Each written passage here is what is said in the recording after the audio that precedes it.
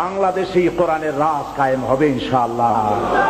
যারা বিরোধিতা করছো, 5 পাতা 6 পাতার পত্রিকা বাইর করিয়া সমান ইসলামের গায়ে দিতেছো, তোমাদের নাকের ডগার উপরে কালেমার পতাকা পথ পথ করে উঠবে ইনশাআল্লাহ।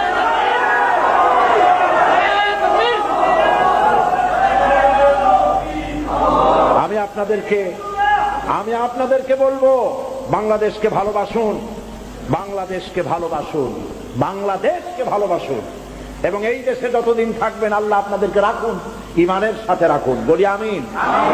হিন্দু সংস্কৃতিতে ডুবে যাবেন না, মুসলমান পরিচয় বেঁচে থাকুন, বাংলাদেশকে ভালোবাসুন।